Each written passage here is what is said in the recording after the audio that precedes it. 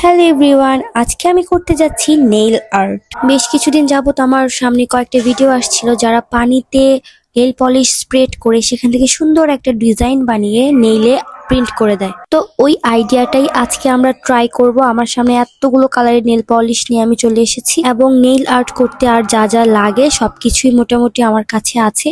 তো আজকের এই অ্যাটেম্পটা আমি ফার্স্ট টাইম করতে যাচ্ছি। এটা ফেল হওয়ার সম্ভাবনাই সবচেয়ে বেশি, তারপরে দেখা যায় কতটুকু কি হয় এবং এটা থেকে আমি কি কি শিখতে পারি এবং এই শিক্ষাটা আমাকে পরবর্তীতে সাকসেস হওয়ার জন্য সাহায্য করবে। পানির জন্য আমি ইউজ করছি ছোট্ট ক্যাপটি।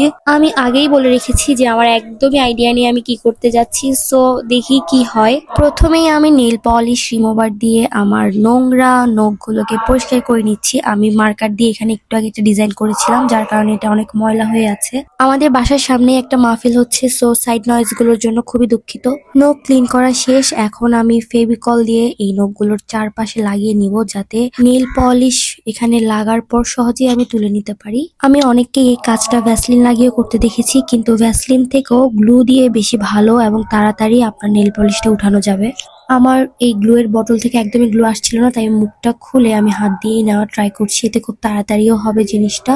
এই গ্লুটা যখন লাগাবেন তখন খেয়াল রাখতে হবে যাতে একদম নখের ভেতরে চলে না যায়, কারণ এটা যখন শুকিয়ে যাবে এটা ট্রান্সপারেন্ট হয়ে যাবে, আপনি বুঝতেও পারবেন না কোন কোন পাশে গ্লু আছে নাকি নেই।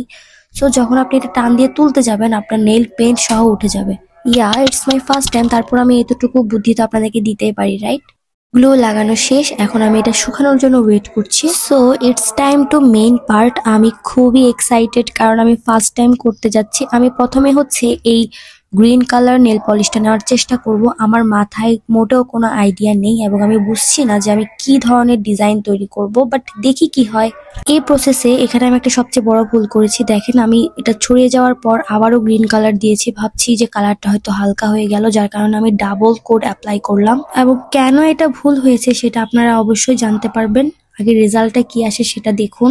দেন আমি এখানে ব্লু টাইপের একটা কালার দিয়ে দিলাম। এরপর যখনই এটা আমি নেইলে প্রিন্ট করার চেষ্টা করলাম, হেয়ার ইজ দ্য রেজাল্ট। একদমই বাজে হয়েছে, আমি বুঝতেও পারিনি যে আমি এটা কি করলাম। দেন আমি এটা রিমুভ করে চলে আসলাম সেকেন্ড অ্যাটেম্পের জন্য। সেকেন্ড অ্যাটেম্পে আমি রেড কালার টাইপের একটা কালার দেওয়ার পর হঠাৎ করে মাথায় আসলো যে যেহেতু সামনে বিজয় দিবস, তাহলে কেননা আমি লাল সবুজের মধ্যে একটা থিম তৈরি করি। আর যেটা ভালোই ছিল, বাট এটাকে আমি যে কাজে লাগাতে পারবো না সেটা আমি বুঝতে পেরেছি পরে। এখানে এই দুইটা কালার ভালো মতো মেশার পরেও আমি যখন আবার আরেকটা সুন্দর রেড কালার দেওয়ার চেষ্টা করেছি সেখানে, তারপর এই কালারটা দেওয়ার পর এবং এই কালারটার জন্য সাথে সাথে একটু পরে পুরো ডিজাইনটা নষ্ট হয়ে গেছে। এটা আমাকে পরে আবার ফেলে দিতে হলো। মানে কি হচ্ছে আমার সাথে আমি জাস্ট বুঝতেই পারছি না। একটা সামান্য কাজের জন্য যদি এতবার জিনিসপত্রকে মুছতে হয়, ঠিক করতে হয়, তাহলে জিনিসটা কার ভালো লাগে বলুন? তো এইবার যা হলো আমি মোটামুটি বুঝতে পেরেছি যে এটা কিভাবে আসলে নেইলে পেইন্ট করতে হয়। এটা আমি একটু কালারটা ছড়িয়ে নেইলে নেওয়ার চেষ্টা করছি, যদিও পারফেক্টলি হয়নি, বাট আমার একটা আইডিয়া চলে এসেছিল যে কিভাবে আমি কি করব। সেকেন্ড নেইলে দেওয়ার জন্য আমাকে ফার্স্ট অ্যাটেম্প এবং সেকেন্ড অ্যাটেম্প নিতে হয়েছিল। তো দেন থার্ড নেইলও দিলাম এবং অবশেষে সবার লাস্ট যে নেইলটা ছিল সেখানেও আমি আর্ট করে ফেললাম। আমি বেশি একটা বাড়াতে চাচ্ছিলাম না, কারণ আমি বুঝতেই পারছিলাম যে সামথিং ইজ রং। এবং এই মুহূর্তে এসে আমি রিয়েলাইজ করলাম যে আসলে কি রং করেছি আমি। সো এখন সেটাই সবার কাছে শেয়ার করব। তার আগে আমি এই প্রসেসটা দেখিয়ে নিই যে আমি যে প্রথম দিকে গ্লুটা লাগিয়েছিলাম এটা আসলে কিভাবে আমাকে হেল্প করছে। দেখতেই পাচ্ছেন সাইডে লাগা যে নেল পলিশ গুলো এটা খুব সহজেই টান দিলেই উঠে যাচ্ছে।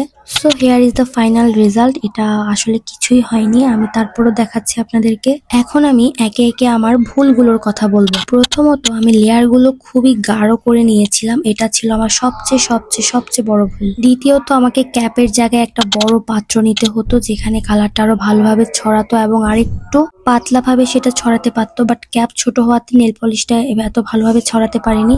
এবং সবচেয়ে বড় যে ভুলটা, আমি এক একটা নেইলের জন্য বারবার করে এক একবার নেল পলিশ স্প্রেড করছিলাম। এতে যেভাবে নেল পলিশের অপচয় হয় সেভাবে প্রসেসটাও সম্পূর্ণ ভুল ছিল। সো নেক্সট টাইম আমি বড় একটা কাপে নেল পলিশ ভালোভাবে ছড়ানোর পর একটা সুন্দর ডিজাইন ক্রিয়েট করে 5টা আঙ্গুলকেই একসাথে ডিজাইনটা প্রিন্ট করাতে হবে। তো দেখা যাক পরবর্তী প্রচেষ্টা আমার সফল হয় কিনা। ততদিন পর্যন্ত সবাই ভালো থাকবেন, সুস্থ থাকবেন। দেখা হচ্ছে পরে কোনো ভিডিওতে।